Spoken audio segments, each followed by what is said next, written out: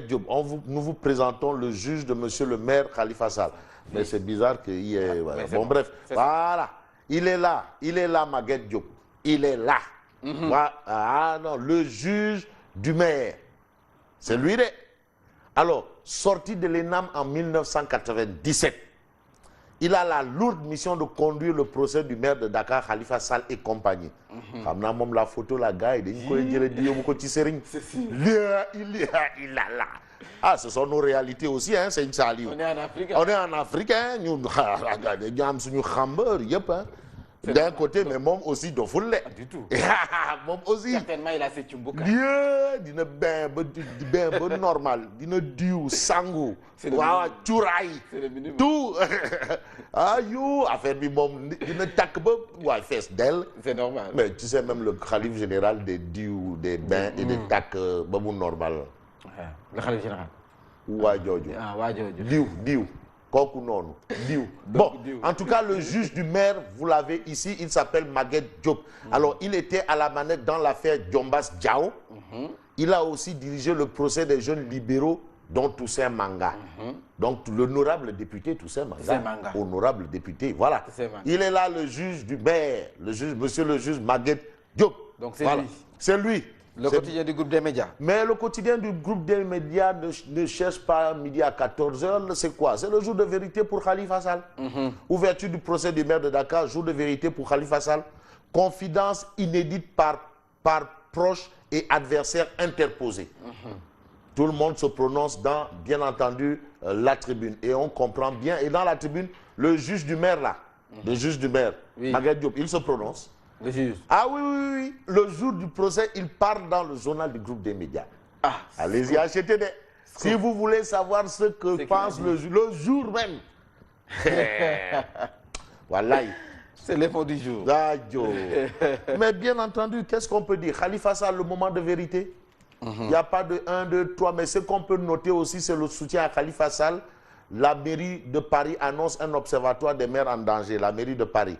L'APR et Benno Bokk Yakaar dénoncent une ingérence néocolonialiste. Voilà, ça ce sont les informations de Vox Populi. Et puis Vox Populi nous dit les Américains alertent sur la menace d'une crise alimentaire au Sénégal. Ah bon? Ah, c'est que Ndanan, vraiment, il nous dit, bon, c'est vrai qu'il est au bord de la Seine, là, du côté de la Seine, là. Mais Lamine Lo, grand Lemzo, Lamine Lo, c'est son DIRCAB. Ah, il faut savoir la menace de crise alimentaire, alors qu'on nous dit que tout est ouvert. Donc oui, faut nous dire. Alors, Réumi Quotidien. Mais le quotidien Réumi parle du procès de Khalifa Sall aujourd'hui et Barça d'une interrogation à savoir quelle stratégie de défense pour le maire de Dakar. Quelle stratégie? Maître El Hadji Diouf déjà interdit d'accès à Rebeuss, ses confrères Boud, Paris à la rescousse de Khalifa, l'APR dénonce une ingérence. Lénine, il a été vraiment interdit d'entrer à Rebeuss. Ah, Lénine, ouais. Et tu sais, Lénine, il ne faut pas l'interdire. Hein. Il est interdit d'interdire. Pour Lénine, il est interdit d'interdire. Voilà. Sacré maître El Hadji Diouf. Ouais, alors nous avons le quotidien Khalifa en avance au palais. Ses avocats dénoncent une violation de ses droits. La mairie de Paris crée un observatoire des maires en danger pour dire que c'est l'ouverture ce matin du procès du maire de Dakar. Le maire de Dakar à la une de Sud Quotidien. Alors Sud Quotidien nous livre les avocats privés de leurs clients. Ah bon? Ah oui, maison d'arrêt de Rebeuss, mésaventures des conseils de Khalifa Sall et compagnie hier, à 24 heures du procès, les avocats privés de leurs clients. Maître Koureichi Ba de déclarer cela ne nous ébranle pas. Ça, c'est de la brise. C'est une tempête dans un verre d'eau. Voilà. Alors, une tempête dans un verre d'eau, il n'y a pas à craindre. Non, du tout. Ah, non. Du tout.